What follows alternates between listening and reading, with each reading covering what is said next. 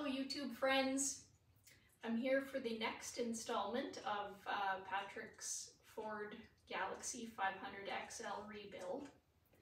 So in previous episodes we talked about the etch priming that Patrick had done on the car, and he did some polyester priming on the trunk and the roof, and he'll start on the hood next.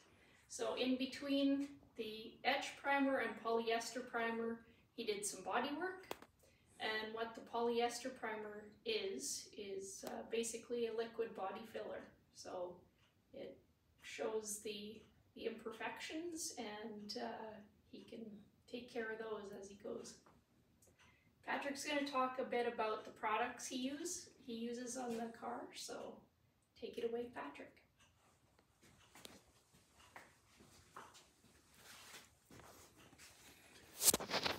Alright, like Faye said, I've been doing some work. I haven't been just sitting around for the last few weeks.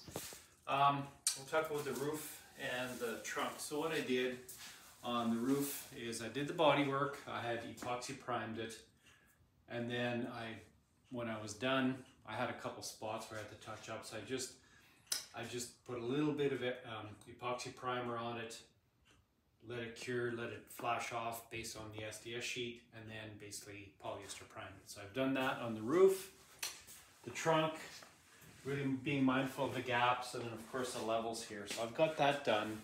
And because this is a big car and this is a pretty small garage, I have to really be mindful of kind of how I'm doing my work. So I can't do it all the car at once. I just do a little bit at the same time. Oh, and it's St. Patrick's Day, so it's not just because I'm a Riders fan and my wife's got a green shirt as well. It's because St. Patrick's Day today, doing our update. So going on to the hood. The hood was actually pretty rough. So what I did on this one, so I epoxy primed, I roughed it out a little bit because, as you remember in previous videos, I basically stripped epoxy primed. I hadn't done any body work, and I did that just because I'm trying to do it in the amount of room and space I have. So I did that. Like I said, the hood was pretty rough. So what I did was epoxy primed, roughed it out, just touched up a couple spots, and then I actually put a layer of polyester primer on it. And then I started doing some body work. So I'd done this side, and then I started on this side. So I'm here now. For the next few weeks, I'll probably just keep working on the hood. I did a little bit of work on, trying to get these to line up vertically. They were, this side was pretty low. This side's actually not too bad.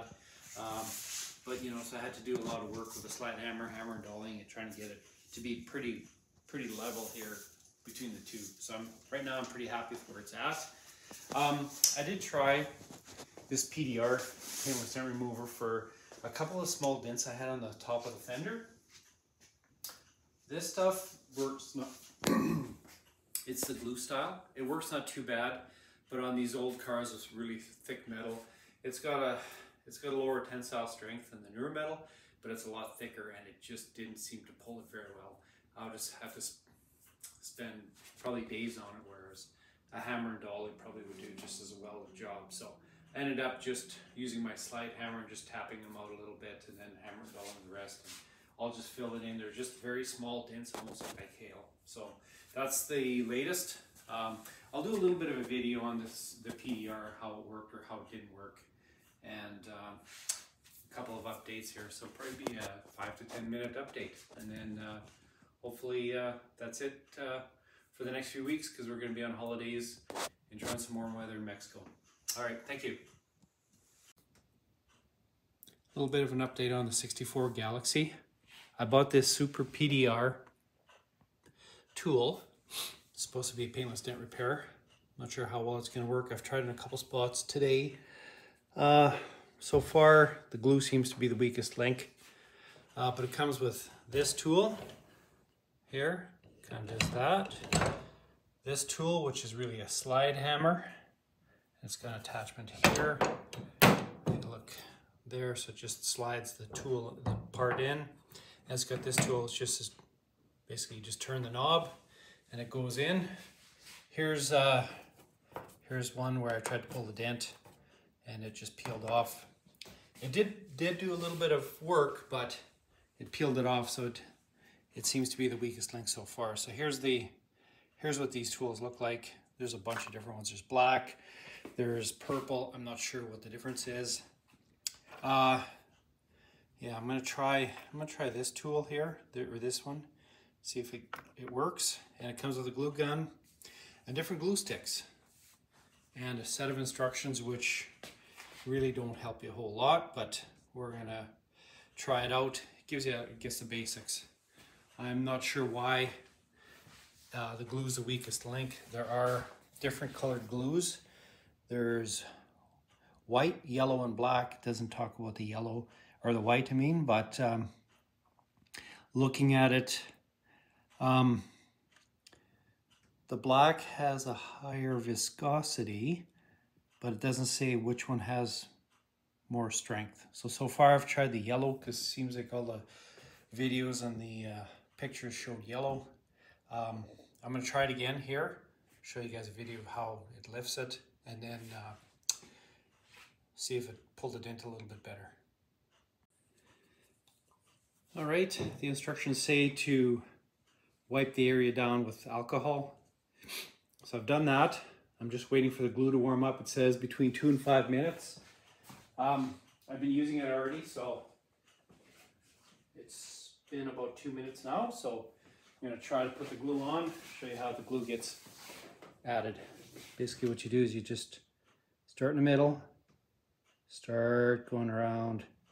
Don't be shy with the glue, it says.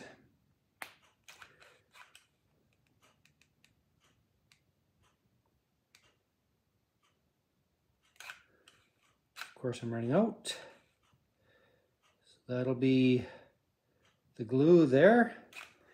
You set it down, push down slightly. You want a little bit of gap in there. It says 1 millimeter. There you go. You hold it off and you are done. All right, now that that's done, I'll let it sit for a little bit. It says to wait till the glue's not hot, so just maybe warm but not hot. So right now I'm just using this as my feeler just to see if it's warm. Fortunately, like I said, there's not much glue in there, so it may not hold as well. I'm going to use this tool. Hopefully you can see it start to lift. This part here is adjustable. So right here, this knob has adjustment to it, so you can lift it up and down. So I'm going to try doing that while it's sitting there. Okay, so it's got to come down a bit. So I'm going to drop her down. There you go. There. This slides in and out, so you can widen or narrow it down. Let it cool down for another few minutes. And hopefully you can see the amount of pull it does give. Yeah, you can see it lifting.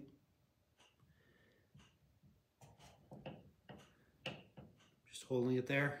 Hopefully it starts to move. Might use a hammer a little bit.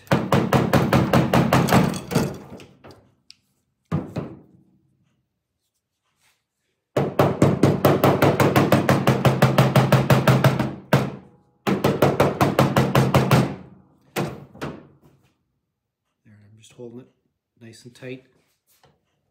You can see how much is pulling.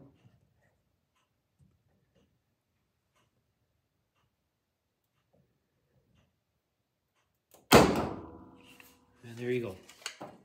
So the glue was the weakest link again. Did it lift it? Maybe a little bit, not a ton.